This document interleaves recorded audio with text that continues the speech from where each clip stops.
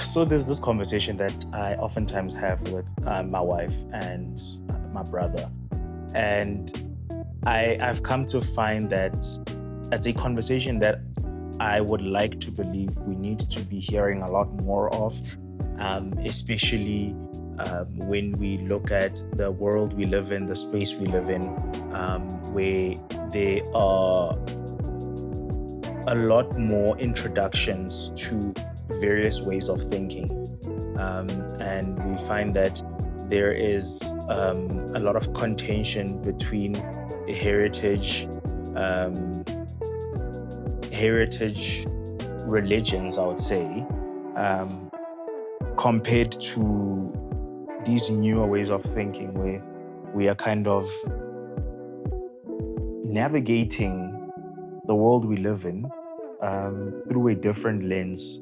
Some would argue through an enlightened lens. Um, but the conversation I'm referring to is that of how we as Christians sometimes struggle with accepting what God has instructed, where we find that a lot of times people from different faiths or people that don't share the same faith as ours, it seems like they're under the impression that God says, I heard, I believe, I do. And I'm like, that's actually not always the case. There are many cases, and you're not the first generation to even struggle with this, where God has said, where we have heard, where we want to believe, but we do regardless.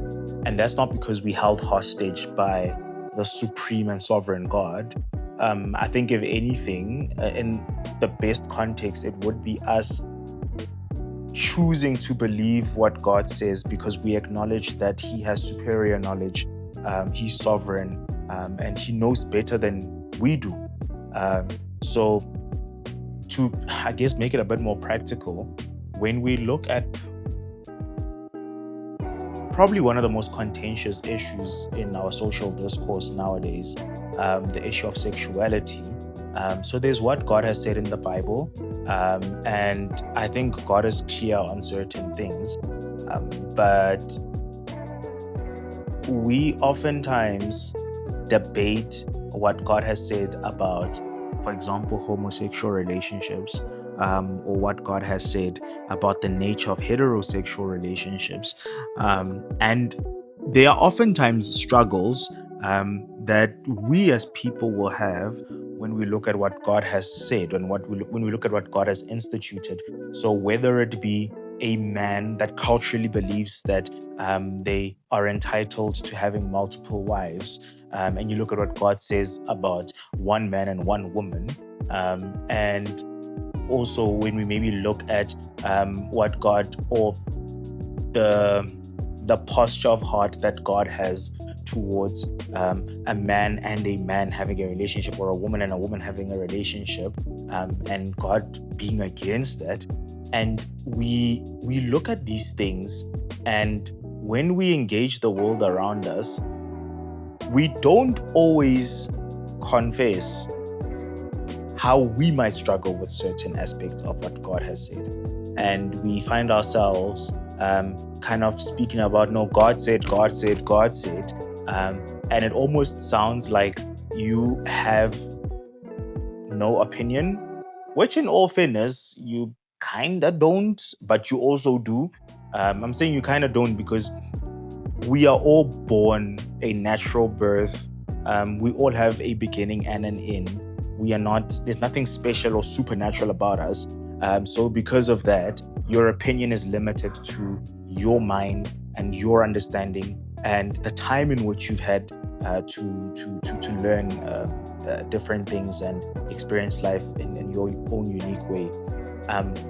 So when I then look at how God speaks about certain things, I at times will agree.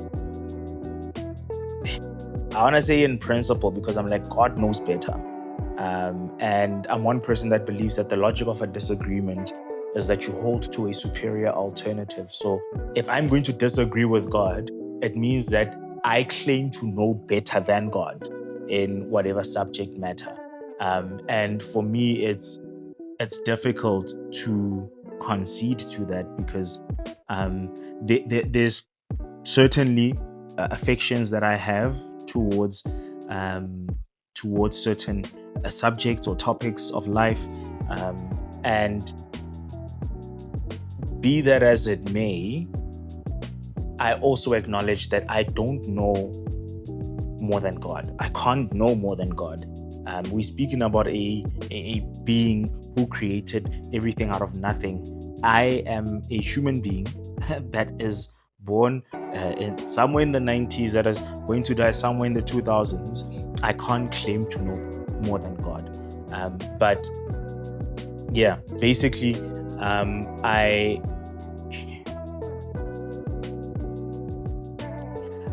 I find, without having to exhaust this, I find that a lot of Christians don't confess this enough, at least not publicly, that, man, this is what God says, but I'm actually struggling in terms of how I feel about it. It doesn't mean that I don't do it, or I don't think I shouldn't, or people shouldn't do it. It just means I would like for it to be different. The same way for example, I love being on the road, I love driving. I would really appreciate if we had our own version of the Autobahn in South Africa. I've got this weird idea that there's a certain part of the N1. I mean, if we have 4 lanes, surely you can dedicate 1 lane to like super high speeds, and let that be exclusively for people who have advanced driving skills. That's how I feel about the speed limit in this country. But it doesn't mean that I don't comply to the fact that it's been set at 120 kilometers per hour on the national road. So it's those kind of things. I mean, that is obviously a bit more trivial, but it's that kind of principle that I'm speaking to when I refer to how there's what God has said, there's what we have heard, there's what we believe in, and there's what we do. And it's not always in harmony to say, God says this, therefore I hear him, I believe it, and that's it. Sometimes we will struggle. And as I said, we're not the first generation to struggle with this. But I want to encourage Christians, especially in a case of evangelism, or sharing your faith and speaking on what you believe. Sometimes you maybe need to remind the next person, or maybe even yourself, that listen, this is what God has said, and I believe God is smarter than I am in a very simple sense. And because of that, I choose to believe it. But I'm not gonna say that I'm all too comfortable with what God is saying. That's not always the case.